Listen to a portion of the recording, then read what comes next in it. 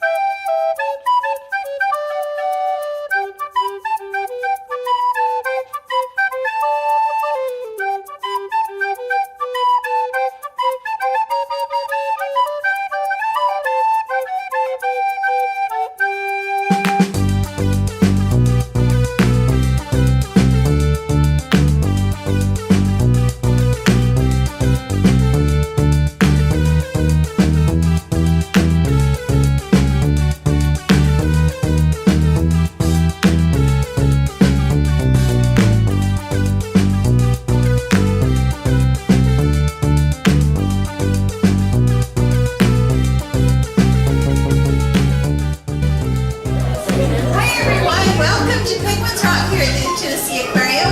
My name is Jennifer and you guys are here at a great time. We are about to have one of our penguin keepers come to our exhibit. They're going to do something very special with our penguins. This is going to take about 10 minutes. You're welcome to stick around for the whole thing, or if you'd like to move on, you're welcome to do that too. So we have Holly inside. Hi Holly. Hi there, can you hear me okay? We can hear you great. Alright, so we're going to do some enrichment with our penguins today. This is something that we do every day at 11 o'clock, and I'll just kind of explain a little bit about what that means before we get into it.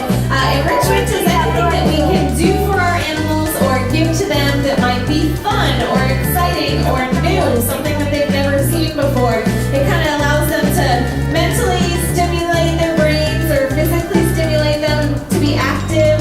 So it can mean a lot of different things. I'll give you a couple examples. Something that you might be familiar with is if you have an animal at home and you get it a new toy or you get it a new treat, that would be considered enrichment for it.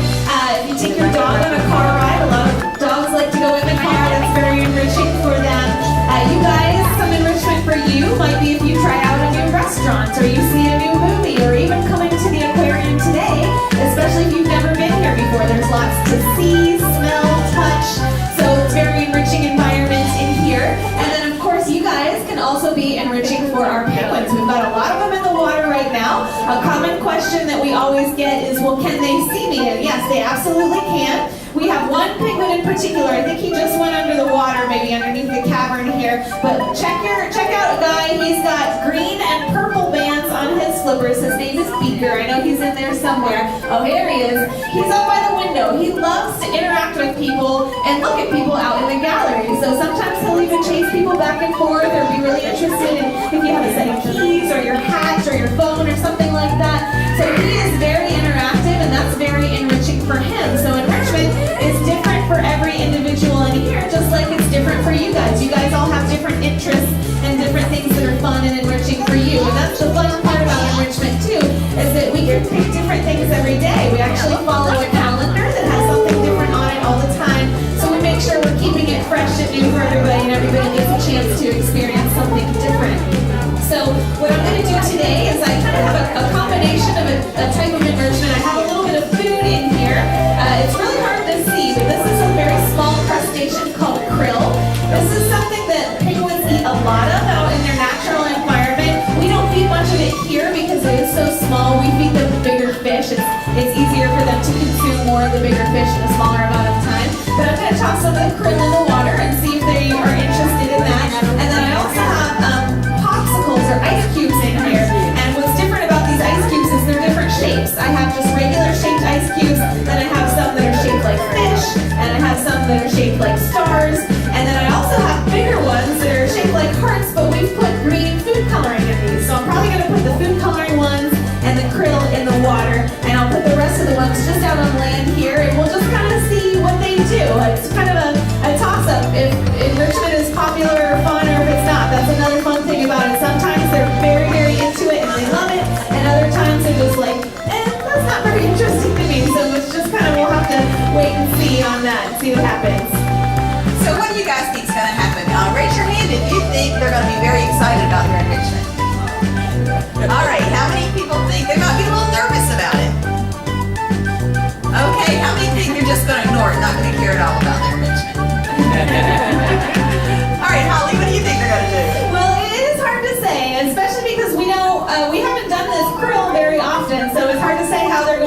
react to it.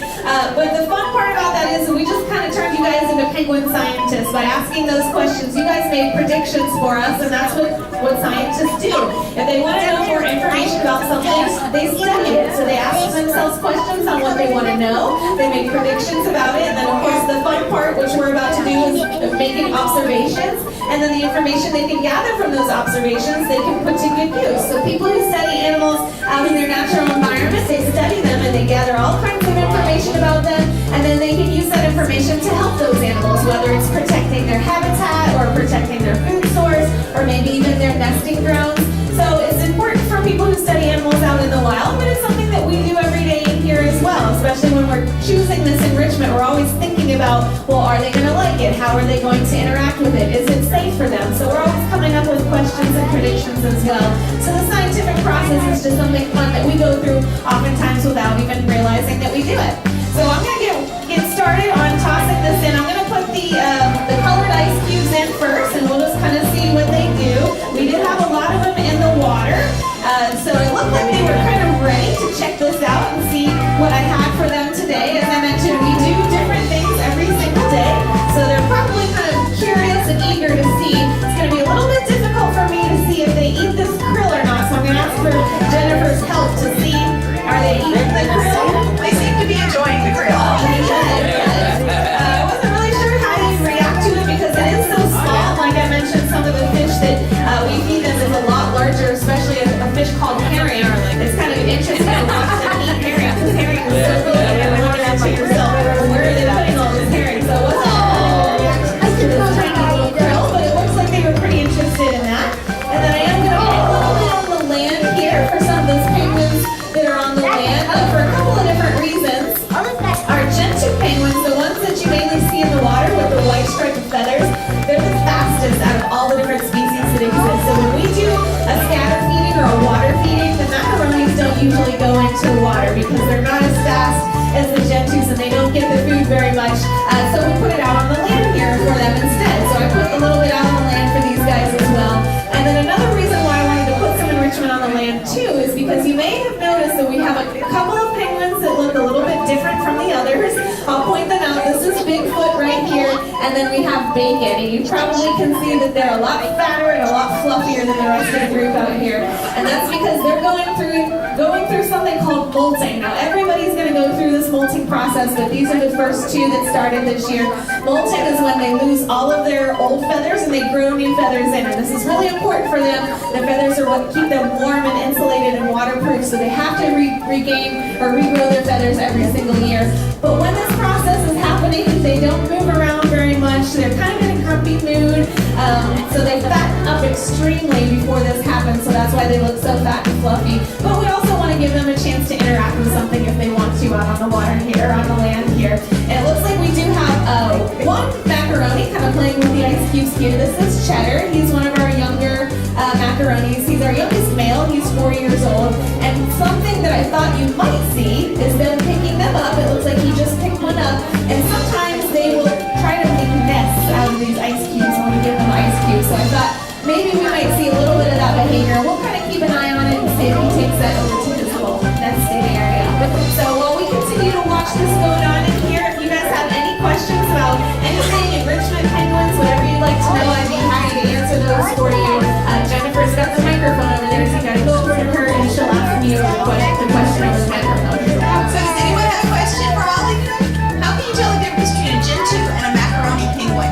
Tell the difference between the two of them? Yes. Good question. So the gentoos are mainly the ones that you see in the water.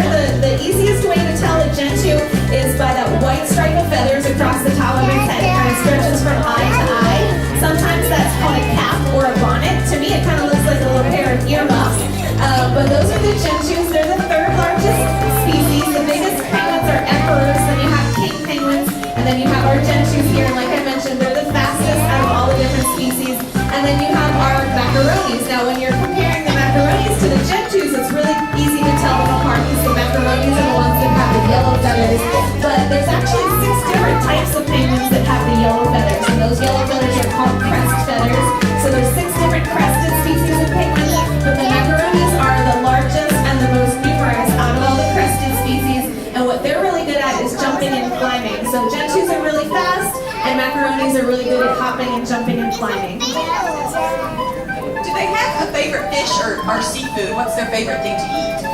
Well, it really just kind of depends on where they live. Penguins who live further in colder climates, that live further down south, they prefer different types of fish and krill. But a lot of times, the penguins that live further north, a lot of times they'll eat squid. So it really kind of depends on the region in which they live. Our guys here prefer a fish called capelin. That's what they eat most of the time is capelin. They get a little grumpy when they're molting, so Bacon didn't want that other penguin in her area. But we feed them capelin. Right now we're feeding about 35 pounds of capelin every single day. We also give them that herring that's a little bit larger. And then one of their favorite kinds of fish is called smelts. It's pretty small. It's not as nutritionally valuable as the capelin, so we do feed them a little bit of smelt every day, but that capelin is the main type of fish that we feed them in here. I think that's all of our questions today, Holly. Thank you so much. Thank you guys so much for stopping by. Have a good one.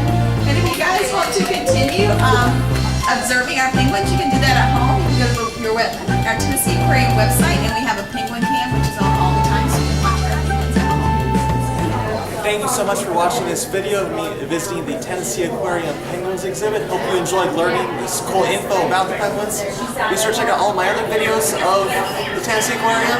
Until next time, this is History Buff T and Photobook signing out. I'm having a blast with biology.